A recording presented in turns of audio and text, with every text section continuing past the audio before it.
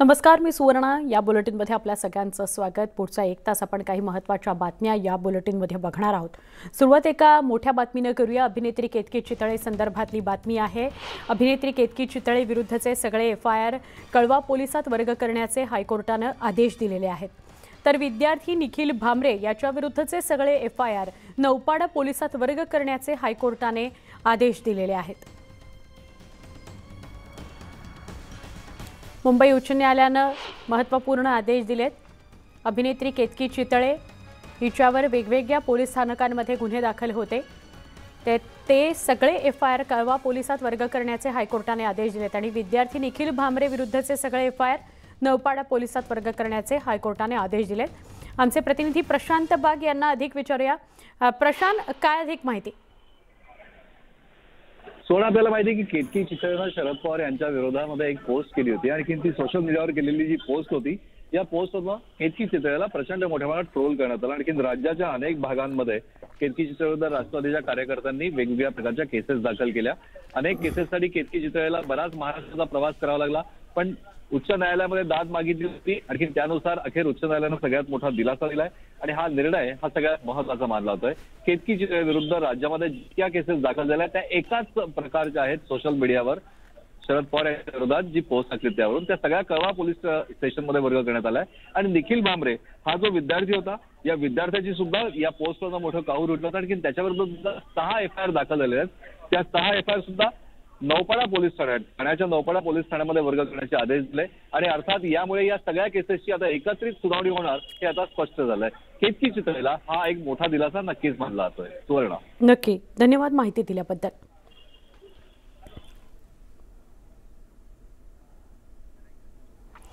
शिंदे सरकार स्थापन झाल्यानंतर मविया सरकारने घेतलेल्या निर्णयांना मुख्यमंत्री एकनाथ शिंदे यांनी स्थगिती दिली. नगराध्यक्ष निवडीचा निर्णय पुन्हा एकदा जनतेतून घेतला जाणार आहे, पण याच नगराध्यक्ष निवडीला एकनाथ शिंदेंनी मविया सरकार असताना विरोध केला होता आणि आज तोच प्रस्ताव सादर केल्यामुळे शिंदेंची विरोधकांनी चांगलीच फिरकी घेतली.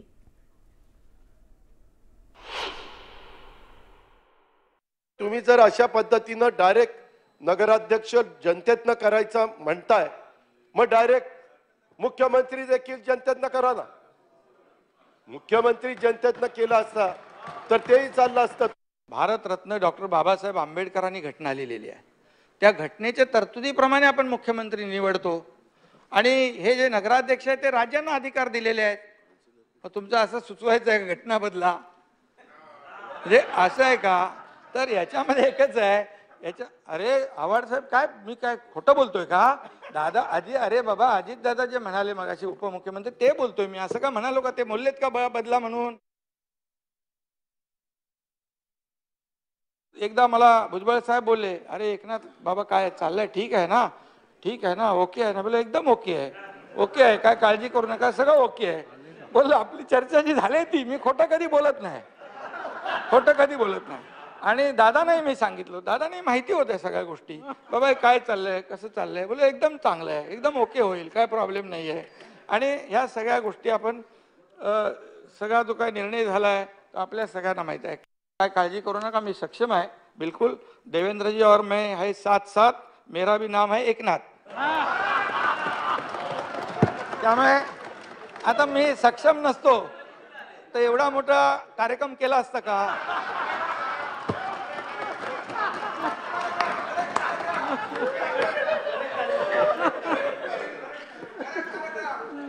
करेक्ट कार्यक्रम झाला की नाही? कोणी कोणाच्या खांद्यावर बंदूक ठेवून निशाणा लावला, कोणी रिमोट चालवलंय, तुम्हाला माहिती आहे, तुम्हाला सगळं माहित आहे. दादा आता बोलणार नाहीत, पण ते खाजगीमध्ये बोलत होते सगळं. ते एकदा बोलले, मला सांगितलं तर मी कानात सांगितलं असतं. मग तुम्ही तुमचं ऐकत होते म्हणून तर आमचं ऐकत नव्हते ना, तोच प्रॉब्लेम होता. प्रॉब्लेम तिथेच झाला सगळा.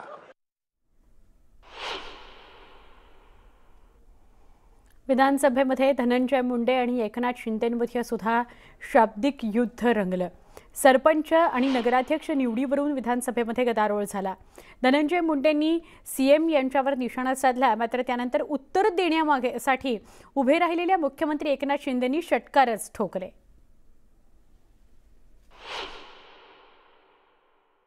की माननीय मुख्यमंत्री महोदयांचं नाव एकनाथ आहे,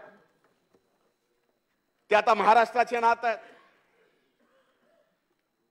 आणि अध्यक्ष महाराज ज्यावेळेस माननीय एकनाथ शिंदे साहेब नगर विकास मंत्री होते त्यावेळेस त्यांनी निर्णय काय घेतला आणि मुख्यमंत्री एकनाथ शिंदे झाल्यावर निर्णय काय घेतला. माझी माननीय मुख्यमंत्री महोदयांना अध्यक्ष महाराज आपल्या माध्यमातूनच विनंती आहे की त्यांनी महाराष्ट्राचं एकनाथच राहावं, ऐकनाथ होऊ नये. ताट वाटी गुवाहाटी चलो गुवाहाटी. धनंजय मुंडे पण तिकडे होते. सगळे एवढा जोरात बोलत होते की ते किती वर्षाचे शिवसैनिक आहेत एकदम. म्हणजे असं बोलत होते बेंबीच्या डेटापासून ओढून. काय म्हणजे आता तुमचा घसा एवढा खराब होईपर्यंत तुम्ही बोलले. आता तुमचा पण सगळा प्रवास मला माहित आहे ना, सगळा प्रवास माहित आहे. आता त्यावेळेस देखील आपल्या देवेंद्रजींनी प्रेम दया करुणा दाखवली, त्यामुळे थोडा दाखवली ना, त्यामुळे तुम्ही त्यावेळे हे झालं. कसं आहे बघा, पण परत परत दाखवता येणार नाही.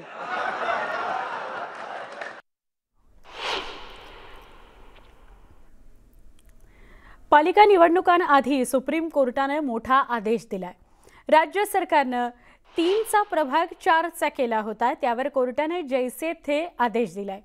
शिंदे सरकारने मविया सरकारचा निर्णय रद्द करून पुन्हा 2017च्या म्हणजेच 4 वॉर्डचा 1 प्रभाग असा निर्णय घेण्यात आला होता. त्याला पुणे राष्ट्रवादी काँग्रेसचे शहराध्यक्ष प्रशांत जगताप यांनी सुप्रीम कोर्टात आव्हान दिलं होतं. त्यावर आज सुनावणी होऊन सुप्रीम कोर्टाने मात्र जैसे थे आदेश दिलेले आहेत.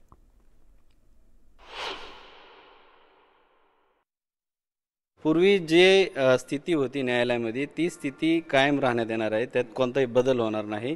त्यात स्टेटस को मेंटेन राहील याची ग्वाही माननीय सर्वोच्च न्यायालयाने दिलेली आहे.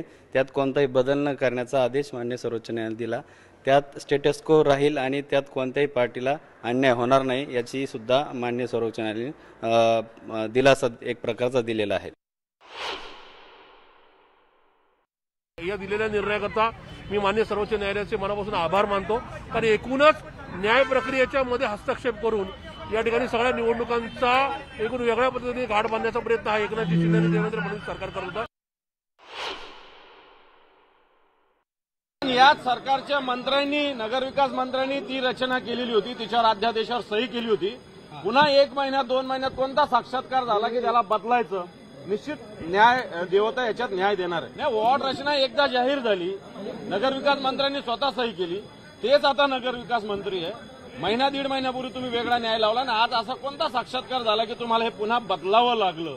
आणि म्हणून जनतेच्या वेळेचा अपव्यय, सरकारच्या वेळेचा अपव्यय, पैशाच्या वेळेचा अपव्यय आणि निवडणुकांना घाबरून दूर पळण्याचा हा प्रयत्न आहे. हे सगळा खेळखंडोबा चालू आहे.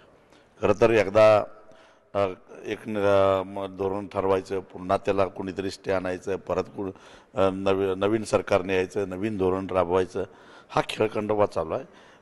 काही महापालिकांचं निवडणुकीची मुदत संपून आता वर्ष होऊन गेलं. वर्ष प्रशासक आहे, प्रशासकच सगळा काम स्थानिक स्वराज्य संस्था चालवणार असतील तर मग निवडणुका पाहिजेतच कशाला? काय चालू आहे हा खेळखंडोबा?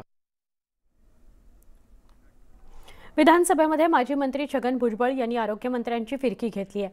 पालघर जिल्ह्यातील हत्तीरोगाचा वाढता प्रभाव पाहता शासनाने काय उपाययोजना केली यावर लेखी उत्तरात सरकारनं निवडक भागातील डास पकडून त्यांचं वर्गीकरण केलं, शवविच्छेदन केलं, डास घनता काढली असं उत्तर दिलेलं होतं. यावर भुजबळांनी प्रश्न विचारला की बाबा एकूण किती डास पकडले, डासांचं वर्गीकरण करताना किती नर आणि किती मादी डास आढळले, यात नर डास जास्त धोकादायक आहेत का मादी डास जास्त धोकादायक आहेत? हा प्रश्न आरोग्यमंत्र्यांना भुजबळांनी विचारला आणि त्यांची फिरकी घेतली. उपलब्ध कीटक समाहारकाच्या मार्फत कार्यक्षेत्रातील निवडक भागामध्ये डास पकडून त्याचे वर्गीकरण करणे, डास घनता काढणे, डासाचे विच्छेदन करणे अतिशय चांगलं काम आहे अध्यक्ष महोदय. माझा प्रश्न फार सोपा आहे, किती डास पकडले, त्याचं विच्छेदन केल्यानंतर किती नर आणि मादी त्याच्यात होता, त्याच्या विच्छेदनातून अतिशय संहारक जे आहे ही मादी डास आहे की नर डास आहे आणि त्या विषयाचा आपल्याकडे रिपोर्ट आला का? असे डास पकडलेले आहेत त्याचं जे काय आहे माहिती घेऊन मी पटलावरती ठेवतो. असे डास पकडलेले आहेत त्याचं जे काय आहे माहिती घेऊन मी पटलावरती ठेवतो. बातमी बघूया राज ठाकरे यांच्या पत्रकार परिषदेसंदर्भातली. मनसे अध्यक्ष राज ठाकरे उद्या पत्रकार परिषद घेत आहेत. मनसे आणि शिवसेना युती संदर्भात राज ठाकरे बोलतात का? उद्धव ठाकरे आणि राज ठाकरे एकत्र येणार, सोबत येणार, जवळ येणार अशा ज्या चर्चा सुरू झाल्या आहेत त्याच्याविषयी काही वाच्यता राज ठाकरे करतात का? उत्तर काही देतात का? हे बघणं महत्त्वाचं आहे. उद्या पत्रकार परिषदेतच त्याचं उत्तर स्पष्ट होईल. राज ठाकरे हे मनसे पदाधिकाऱ्यांची उद्या बैठक सुद्धा घेत आहेत आणि या बैठकीनंतर ते पत्रकार परिषद घेणार आहेत अशी माहिती मिळते.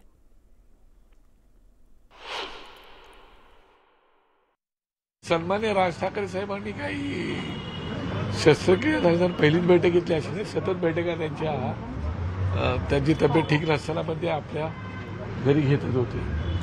आणि आज सुद्धा त्यांनी पार्टीची प्रमुख लोकांची बैठक घेतली आणि उद्या पुन्हा संपूर्ण महाराष्ट्रातून लोक येणार आहेत आणि त्यांच्यासोबतही संवाद साधणार आहेत आणि त्याच्यानंतर त्यांनी तुमच्यासोबत सुद्धा बोलण्याचा निर्णय घेतलेला आहे ते तुम्हाला सांगितले. शिवसंग्राम संघटनेचे प्रमुख आणि माजी आमदार विनायक मेटे यांच्या अपघाती मृत्यूविषयी राज्याचे गृहमंत्री देवेंद्र फडणवीसांनी विनायक मेटेंचा अपघात नेमका कसा झाला याची सविस्तर माहिती दिली. विनायक मेटे यांच्या गाडीचा चालक एकनाथ कदम याची एक चूक विनायक मेटे यांच्या जीवावर बेतली असं फडणवीस म्हणाले. दरम्यान विरोधी पक्षनेते अजित पवार यांनी मुंबई पुणे एक्सप्रेस वे ही 4 लेन करण्याची मागणी सत्ताधाऱ्यांकडे केली.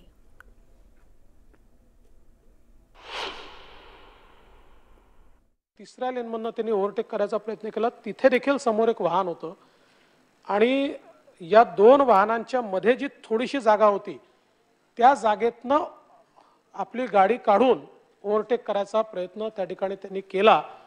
ते अतिशय चुकीचं जजमेंट होतं कारण तेवढी जागा त्या ठिकाणी नव्हती आणि ड्रायव्हरची जी साईड आहे ती साईड नाही तर ज्या साईडला बॉडीगार्ड आणि मेटे साहेब बसले होते त्या साईडला जबर धक्का त्याच्यामुळे थेट डॅश सारखी ती त्या ठिकाणी लागली. झालेली घटना इतकी दुर्दैवी आहे की ती क्षती कधीच भरून निघणार नाही पण पुढे असं होऊ नये या दृष्टीने आपल्याला ज्या ज्या काही उपाययोजना करता येतील तो करण्याचा प्रयत्न हा शासनाच्या वतीने केला जाईल. आता संपूर्ण महाराष्ट्रामध्ये सगळ्यात जास्त ट्रॅफिक कुठं असते तर ती पुणे मुंबई एक्सप्रेस हायवेवर आहे. आता तो आहे 6 लेन. मुख्यमंत्री महोदय ते डिपार्टमेंट एकनाथराव शिंदे साहेबांच्याकडे ते राज्याचे प्रमुख आहेत. काही गोष्टी तिथं चालल्या आहेत. माझी सभागृहाच्या बहुतेक सर्वांची तशी इच्छा असेलच परंतु तो जायला 4 लेन आणि यायला 4 लेन असा 8 लेन आपण ताबडतोब ते काम हातामध्ये घ्या. आपल्याकडे ऑलरेडी तेवढी जागा ॲक्वायर पहिली केलेली आहे. कारण आपण जे सांगताय की मोठे कंटेनर जात असताना कंटेनर कुणाचाही ऐकत नाही. ते इतके लांब असतात की बाकीच्या छोट्या गाड्या त्यांच्या जवळ जायला देखील घाबरतात. त्यांचा नुसता धक्का लागला तरी ॲक्सिडेंट लाईट मोटर व्हेकलचा इतका वाईट होतो जे आत्ताच्या काळामध्ये आपण मेटे साहेबांच्या बद्दलचं बघितलेलं आहे. आणि त्याच्यामुळे तुम्ही एका लाईनमध्ये त्यांना जायला सांगितलं तर ते अजिबात जाणार नाहीत कारण त्यांना कधीतरी ओव्हरटेक करावं लागतं. त्यावेळेस 4 लेन केल्या तर 2 लेन त्यांच्याकरता राहतील, 2 लेन लाईट मोटर व्हेकल करता राहतील. अशा पद्धतीनं जर केलं. महाराष्ट्रातल्या स्थानिक स्वराज्य संस्थांमधल्या ओबीसी आरक्षणाबाबत सुप्रीम कोर्टात महत्त्वाची सुनावणी होणार होती पण सुप्रीम कोर्टानं ही सुनावणी 5 आठवडे पुढे ढकलली आहे. तसंच विशेष खंडपीठाची स्थापना करताना जैसे थे स्थिती ठेवण्याचे आदेश दिलेले आहेत. राज्य सरकारनं स्थापन केलेल्या बाठी आयोगाच्या शिफारसी सुप्रीम कोर्टाने मान्य केल्यानंतर राज्यातल्या ओबीसी आरक्षणाचा मार्ग मोकळा झाला पण निकालाआधी जाहीर झालेल्या 92 नगर परिषदांमध्ये हे आरक्षण लागू होणार नाही असं सुप्रीम कोर्टानं स्पष्ट केलं. या 92 नगर परिषदांमध्ये सुद्धा ओबीसी आरक्षण मिळावं या मागणीकरता राज्य सरकार सुप्रीम कोर्टात गेलं. ओबीसी आरक्षणासाठी सुप्रीम कोर्टानं मुभा दिली तोपर्यंत या नगर परिषदांच्या निवडणुकांसाठी नोटिफिकेशन नव्हतं असा दावा सरकारकडून करण्यात आलाय. माननीय सर्वोच्च न्यायालयाच्या सरन्यायाधीशासमोर ही सुनावणी होत होती. महाराष्ट्राच्या दृष्टीने अतिशय महत्त्वाचं ओबीसीचं हे प्रकरण आज माननीय सर्वोच्च न्यायालयाच्या समोर आलं होतं. त्यात माननीय सर्वोच्च न्यायालयाचे सरन्यायाधीश हे 26 तारखेला रिटायर होत आहेत. त्यामुळे ही सुनावणी त्यांना त्यांच्यासाठी अपुरा वेळ आहे म्हणून त्यांनी नवीन विशेष बेंचची स्थापना केली किंवा खंडपीठाची स्थापना केली. त्यात त्यांनी असं म्हटलं आहे की हे प्रकरण 4 ते 5 आठवडे पुढे ढकलण्यात आलेलं आहे आणि न्यायालयाचा त्यात आदेश असा आहे की त्यात कोणताही बदल किंवा स्टेटस को मेंटेन ठेवण्यात आलेला आहे. त्यामुळं हाही ती स्थिती बदलणार नाही, जैसे ती स्थिती राहणार आहे. राज्यात सुरू असलेल्या सत्ता संघर्षाच्या नाट्यामध्ये शिंदे गटातील 16 आमदारांवर अपात्रतेची टांगती तलवार आहे. सुप्रीम कोर्टात शिंदे ठाकरे गटामध्ये न्यायालयीन लढाई सुरू आहे आणि त्यात या प्रकरणाची सुनावणी पुन्हा एकदा लांबणीवर पडली आहे. या प्रकरणावर आता आजऐवजी उद्या म्हणजेच 23 ऑगस्टला सुनावणी होण्याची शक्यता आहे. या कायदेशीर लढाईमध्ये शेवटची सुनावणी 4 ऑगस्टला झाली होती. त्यानंतर तिसऱ्यांदा ही सुनावणी पुढे ढकलली आहे. त्रिसदस्यीय खंडपीठातील एक न्यायाधीश आज उपलब्ध नसल्यानं ही सुनावणी पुढे ढकलण्यात आली आहे. सरन्यायाधीश SV रमणा हे 26 ऑगस्टला निवृत्त होत आहेत. त्यांच्या जागी महाराष्ट्राचेच उदय लळित हे सरन्यायाधीश होणार आहेत. त्यामुळे सरन्यायाधीश रमणांच्या निवृत्तीपूर्वी महाराष्ट्रातील सत्ता संघर्षाचा निकाल लागण्याची शक्यता मावळत चालली आहे आणि याचा फायदा शिंदे गटाला होण्याची शक्यता वर्तवली जाते.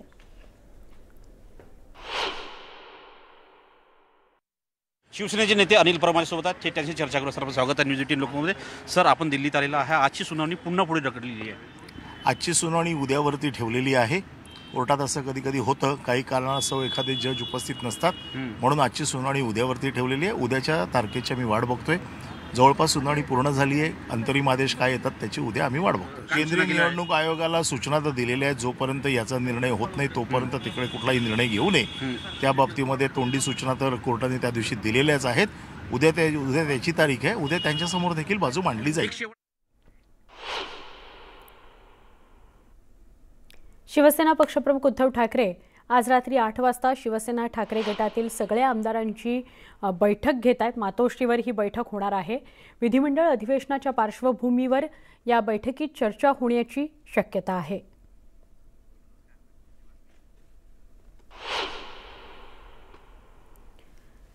मुंबईच्या गोरेगाव पत्राचाळ घोटाळा प्रकरणी शिवसेना खासदार संजय राऊत यांना पुन्हा एकदा ईडीच्या विशेष PMLA कोर्टाने धक्का दिला. या प्रकरणी अधिक चौकशी करता राऊतांना 5 सप्टेंबरपर्यंत न्यायालयीन कोठडीतच ठेवण्यात आलेला आहे तसे आदेश कोर्टाने दिले. त्यामुळे संजय राऊतांचा यंदाचा गणेशोत्सव तुरुंगातच जाणार अशी चिन्ह दिसत आहेत.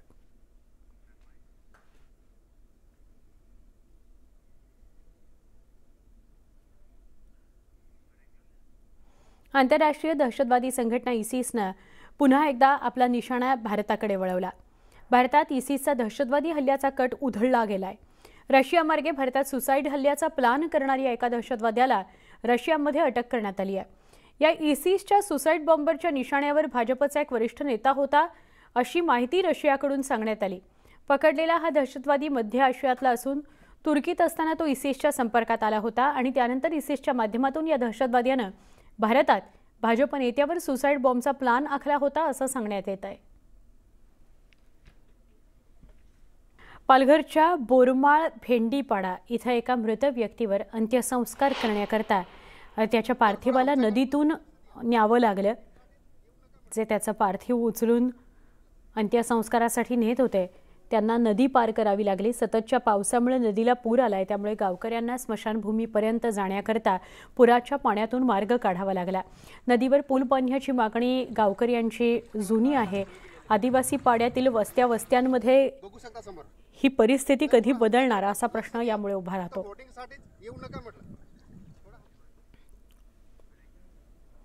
कल्याणच्या एका कपड्यांच्या दुकानात राडा झालेला आहे. त्याचं कारण असं की कपड्यांच्या खरेदीवर डिस्काउंट दिला नाही म्हणून राडा घालण्यात आलाय. ही सगळी घटना CCTVत कैद झाली आहे. या आरोपीने त्याच्या मित्रांना सुद्धा बोलवून घेतलं आणि दुकानात तोडफोड केलेली आहे. सध्या याच CCTVच्या आधारे पोलीस या आरोपींचा शोध घेत आहेत असं कळत आहे.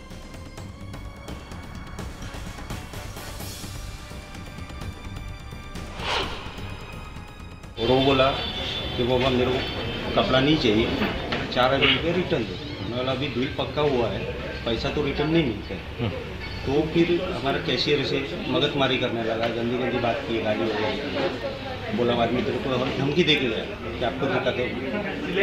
तो थोड़ा टाइम के बाद आया गया और 8-10 लड़के लोग लेके आया और दुकान में तोड़फोड़ की और गले से पैसा भी ज़बरदस्ती निकाला। हम लोग उधर ही खड़े थे और हमारा जो नुकसान भी था, तो हम कस्टमर भी बैठे थे, तो हमारा मतलब दुकान का इतना बड़ा ब्रांड है, तो थोड़ा दाम भी खराब हुआ।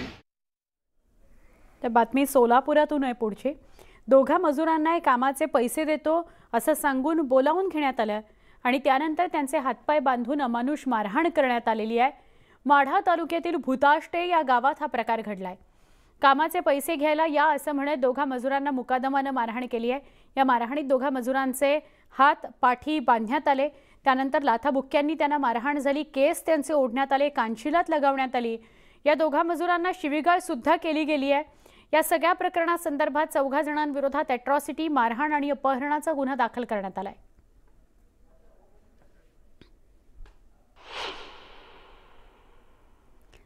मध्य प्रदेशातील राजगड या जिल्ह्यातून एका व्यक्तीची गुंडगिरी समोर येते। जिल्ह्यातील बियोरा इथल्या काचनारिया या टोल नाक्यावर एका व्यक्तीने महिला कर्मचाऱ्याला शिवीगाळ केली आणि मारहाण सुद्धा केली आहे। या घटनेचा व्हिडिओ तिथे लावण्यात आलेल्या सीसीटीव्हीत समोर येतोय। कैद झालाय। महिलेचा दोष इतकाच होता की तिने आरोपींकडून टोल टॅक्सची मागणी केली। या घटनेनंतर संबंधित आरोपीने नंतर आपल्या सहकार्यांसह पुन्हा टोल नाक्यावर परत येत राडा घातलाय आणि टोल प्लाझावरील ऑफिसमध्ये तोडफोड केलेली आहे। काही कर्मचाऱ्यांना मारहाण देखील करण्यात आली आहे। या घटनेबाबत टोल प्लाझाची महिला कर्मचारी हिने पोलीस ठाण्यात एफआयआर दाखल केला आहे। वो लोग को मैंने बुलाया तो वो लोग है ना आए और वो कार से निकल के बाहर आ गया। सुपरवाइजर आए ना, इतने सुपरवाइजर ने बोला आप पहचानती नहीं हो क्या? मैंने बोला मैं नहीं पहचानती हूँ इनको। तो मैंने उनको निकालने लगी, उन लोगों ने मुझे गाली दी और डराया धमकाया और फिर उसके बाद में ज़्यादा मारपीट भी हुई है। फिर उसने मेरे दी, मैंने भी उसके दिए। जालन्याच्या घनसावंगी तालुक्यातल्या जांब समर्थ या गावात चोरीची मोठी घटना समोर आली आहे। इथल्या श्रीराम मंदिरातून श्रीराम, लक्ष्मण आणि सीतेची प्राचीन मूर्ती चोरण्यात आली आहे। या पंचधातूच्या मूर्ती होत्या, प्राचीन मूर्ती होत्या। 1535च्या सालातल्या या मूर्ती होत्या असं समोर येत आहे। मंदिराचं कुलूप उघडून चोरटे आत घुसले। कुलपाची किली एका ठराविक जागेवर असते, तिथून ती चोरट्यांनी घेऊन चोरी केली आणि पुन्हा किली तिच्या मूळ जागेवर ठेवली। पोलीस घटनास्थळी दाखल झाले, श्वान पथक बोलवलं गेलंय। दरम्यान याबाबत माजी आरोग्यमंत्री राजेश टोपे यांनी विधानसभेत प्रश्न उपस्थित केला। प्रकरणाच्या सखोल चौकशीचे आदेश दिलेले आहेत असं उत्तर उपमुख्यमंत्री देवेंद्र फडणवीसांनी दिलं। त्या मूर्ती ह्या पंचधातूच्या होत्या, त्याचप्रमाणे त्या मूर्तीच्या बाजूला 2 मारुती होते, तेही मारुती या ठिकाणी चोरीले गेलेले आहेत। आणि समर्थ रामदास स्वामी ज्यावेळेस भिक्षा मागायचे आणि त्या भिक्षेच्या वेळेस ते झोळीमध्ये जो मारुती ठेवायचे आणि दंडाला जो मारुती बांधायचे, ती मारुतीची मूर्ती ही या ठिकाणी चोरीला गेलेली आहे। या ठिकाणी पोलीस पथक या ठिकाणी दाखल झालेला आहे आणि त्यांचा तपास ते त्यांच्या पद्धतीने करत आहेत। जे रामदास स्वामी त्या ठिकाणी रामाचं, लक्ष्मणाचं, हनुमानाच्या ज्या पूजा करायच्या ॲक्च्युली मूर्तींच्या, पंचधातूच्या मूर्ती, ते पहाटे 3 वाजता काही अज्ञात चोरट्यांनी कम्प्लिटली या सगळ्या 700 वर्ष पूर्वीच्या ह्या सगळ्या मूर्त्या चोरलेल्या आहेत। आणि संपूर्ण जनभावना या संदर्भातली फार निश्चित प्रकारे त्याच्या बाबतीतली शुद्ध आहे आणि माझी अशी विनंती आहे की आपण पूर्ण टोकाचे प्रयत्न करून या संदर्भातलं आपण गांभीर्याने नोंद घेऊन कळवावं असं मला वाटतं। मी तात्काळ डीजींशी बोललो आहे आणि डीजींना सांगितलेलं आहे की त्यांनी यामध्ये संपूर्ण शक्ती लावून तात्काळ या लोकांना अटक कशी करता येईल आणि त्या मूर्त्या परत कशा मिळवता येतील या संदर्भातली कारवाई करावी। आता बोलणार आहोत मुंबई गोवा महामार्गाविषयी। मुंबई गोवा महामार्गाची दुरवस्था झालेली आहे। मनसेकडून वाकण नाक्यावर त्याविरोधात आंदोलन करण्यात आले। मुंबई गोवा राष्ट्रीय महामार्गावरील पळसपे ते इंदापूर भागातील महामार्गाचं काम गेली 12 वर्ष रखडलंय। त्यामुळे प्रशासन आणि राज्य शासनाच्या निषेधार्थ मनसेच्या वतीनं जनआंदोलन करण्यात आलं। महामार्गावरील जीवघेणे खड्डे आणि धोकादायक परिस्थितीच्या विरोधात हे आंदोलन करण्यात आलं। मनसैनिकांनी मुंबई गोवा हायवेच काही काळ रोखून धरला होता। 13 वर्षे भिजत घोंगडा ठेवला आहे, त्याचा आम्हाला येत्या 6 महिने वर्षामध्ये रिझल्ट असायला पाहिजे। आणि आता गणपतीचा जो प्रवास आहे कोकणामध्ये करणाऱ्या मंडळींचा तो सुखसोयीचा होईल एवढी अपेक्षा बाळगतो, त्यासाठी हे एवढं उतरवले आहे सर्व। गणेशोत्सव 8 दिवसांवर आला असतानाही अद्याप मुंबई गोवा महामार्गावर मोठमोठे खड्डे आहेत। याबाबत सार्वजनिक बांधकाम मंत्री रवींद्र चव्हाण यांनी कोकणातील सगळ्या आमदारांची एक बैठक बोलावलेली होती। 25 तारखेपर्यंत खड्डे बुजवण्यात येतील असं या बैठकीत आमदारांना आश्वस्त करण्यात आलंय। मात्र आमदारांनी या बैठकीत अधिकाऱ्यांवर नाराजी व्यक्त केली। मला आठवतं 4 वर्षापूर्वी मला सांगण्यात आलं होतं की 2021च्या डिसेंबरला हा महामार्ग पूर्ण होईल। मात्र अजूनही जी स्थिती 4 वर्षापूर्वी होती तीच आज आपल्याला अनुभवायला मिळते। अधिकाऱ्यांचे असलेलं दुर्लक्ष, आज ठेकेदारांचे असलेलं त्यांचं मनमानी कारभार याच्यामुळेच कळत न कळत कोकणाकडे जाणारा हा मुख्य मार्ग आहे हा दुरावस्था राहिलेला आपल्याला पाहायला मिळते। तर जळगाव मध्य प्रदेश बऱ्हाणपूरला जोडणाऱ्या रस्त्याची सुद्धा अवस्था दयनीय आहे। रस्त्यावर मोठमोठे खड्डे पडलेत। या खड्ड्यांमुळे वाहन चालकांना मनस्ताप सहन करावा लागतोय। खड्ड्यांमुळे मोठ्या प्रमाणात अपघातही होण्याची भीती आहे। सार्वजनिक बांधकाम विभाग दुर्लक्ष करतोय असं ग्रामस्थांचं म्हणणं आहे। त्यामुळे मग ग्रामस्थांनीच शेतातली माती आणली आणि तात्पुरत्या स्वरूपात का होईना खड्डे बुजवले। जळगाव ते बऱ्हाणपूर जोडणारा हा एकमेव मार्ग आहे। या मार्गावरती खूप मोठमोठे खड्डे झालेले पावसामुळे आणि याच खड्डे विझवण्यासाठी PW तर्फे इथे अशी माती टाकून हे खड्डे विझवण्याचं काम इथे सुरू आहे। आपण बघू शकतो ही जी माती आहे ही माती आता इथे टाकलेली आहे आणि ही माती आता पावसामध्ये पूर्ण इथे चिखल होऊन इथे अपघात होण्याची शक्यता नाकारता येत नाही। तसेच आपल्यासोबत या ठिकाणी बोलण्यासाठी काही प्रवासी आपण त्यांच्याकडून जाणून घेऊ। सर मला हे सांगा, आता हे इथे जे खड्डे विझवण्याचं काम माती टाकून चालू आहे तर मी समाधान आहे का? अजिबात समाधानी नाही आहे, कारण मी या रस्त्यावरून दररोज प्रवास करतो साहेब आणि अक्षरशः रस्त्याची पूर्ण चाळणी झालेली आहे। त्याची शोकांतिका सगळ्यात महत्त्वाची अशी आहे की या खड्ड्यांमध्ये आता शेतातली माती आणून टाकतायत आणि पाऊस झाला, ही जर माती ओली झाली त्याच्यातून जर दुचाकी घसरल्या तर ते जे काही प्रवासी आहेत त्यांच्या जीविताला काही हानी झाली तर त्याला जबाबदार कोण असणार आहे? तर हा विचार अत्यंत गांभीर्याने घेतला पाहिजे PWने, असं माझी एक मागणी आहे आणि याच्यावरती त्वरित कार्यवाही व्हावी असं मला वाटतं। गाडी स्लिप होते, गाडी स्लिप झाल्यानंतर माणूस 10 फूट 15 फूट फेकला जातो आणि याला जबाबदार कोण? PW जबाबदार याला राहील। आम्ही PWDचे अधिकारी यांना फोनवरती विचारलं तर त्यांनी उडवाउडवीचे उत्तर दिलेले आहे। इम्तियाज अहमद, न्यूज 18 लोकमत, भुसावळ। पुढच्या बातमीकडे वळूया। मध्य रेल्वेच्या CSMT ते मस्जिद स्थानकादरम्यान कनार्क या उड्डाण पुलाविषयी बोलतो आहोत। असुरक्षित झालेला हा पूल आहे। आजपासून तो वाहतुकीकरता बंद करण्यात आलेला आहे।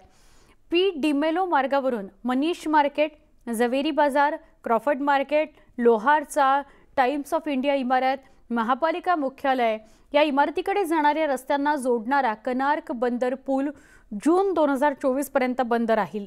150 वर्ष आयुर्मान पूर्ण झालेला म्हणजे 150 वर्ष जुना असलेला असा हा ब्रिटिश बनावटीचा कनार्क पूल आहे।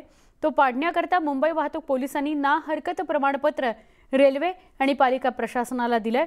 मात्र हा कनार्क पूल बंद झालाय, त्यामुळे मोठ्या प्रमाणात वाहतूक कोंडीची भीती व्यक्त होतीये। चेंबूर ते CSMT या फ्रीवेवरून उतरल्यानंतर वाहतूकदारांना ट्रॅफिक जॅमचा सामना करावा लागणार आहे। मुंबईतील 150 वर्ष जुना कर्नाक ब्रिज आजपासून बंद करण्यात आला आहे। वाहतुकीची जी सेवा होती ती या ठिकाणी बंद करण्यात आली आहे। याबाबतचे निर्देशन मुंबई वाहतूक पोलिसांकडून लावण्यात आले आहे। कर्नाक बंदरचे पुलांचे पुनर्विकासाचं काम होणार असल्यामुळे हे सर्व मार्ग बंद केले आहेत। त्यासाठी पर्यायी मार्ग या ठिकाणी देण्यात आला आहे। छत्रपती शिवाजी टर्मिनलकडे जाण्यासाठी आणि युसुफ मेहर अली रोड या भागात जाण्यासाठी इतर मार्गांचा वापर करावा असंही या ठिकाणी नमूद करण्यात आलं आहे। मुंबई वाहतूक पोलिसांकडून खास करून पोहमल जंक्शनकडे पी डिप्लोमा रोड येणारी उत्तर वाहिनी वाहतूक सकाळी 7 ते रात्री 10 पर्यंत बंद करण्यात आली आहे आणि सदर जी मार्ग आहे ती इतर भागामध्ये जाण्यासाठी चालू करावं असंही या ठिकाणी नमूद करण्यात आलं आहे। यामुळे 150 वर्षानंतरचा जो जीर्ण झालेला हा पूल आहे त्याला पूर्णतः बंद करण्याचा निर्णय मुंबई पोलिसांनी वाहतूक पोलिसांनी घेतला आहे। याआधी मुंबई महानगरपालिकेनेही त्याचबरोबर वाहतूक नियंत्रण पोलिसांनीही याबाबत माहिती दिली होती की हा पूल पुनर्विकासासाठी गरजेचा आहे आणि त्यासाठी या ठिकाणाचे सर्व मार्ग बंद करण्याचे निर्देश दिले होते। त्यामुळे आता मुंबईकरांना एक नवीन मार्ग निवडावा लागेल आणि मुंबई CSTकडे जाण्यासाठी वेगळ्या मार्गाची या ठिकाणी वाहतूक आता वळवण्याचं काम केलं जाणार आहे। त्यामुळे कर्नाक ब्रिज पुनर्विकास करण्याचं काम करण्यात येणार असल्याचं बोललं जात आहे। व्हिडिओ जर्नलिस्ट रमेश भट्टसह विनोद राठोड, न्यूज 18 लोकमत, मुंबई।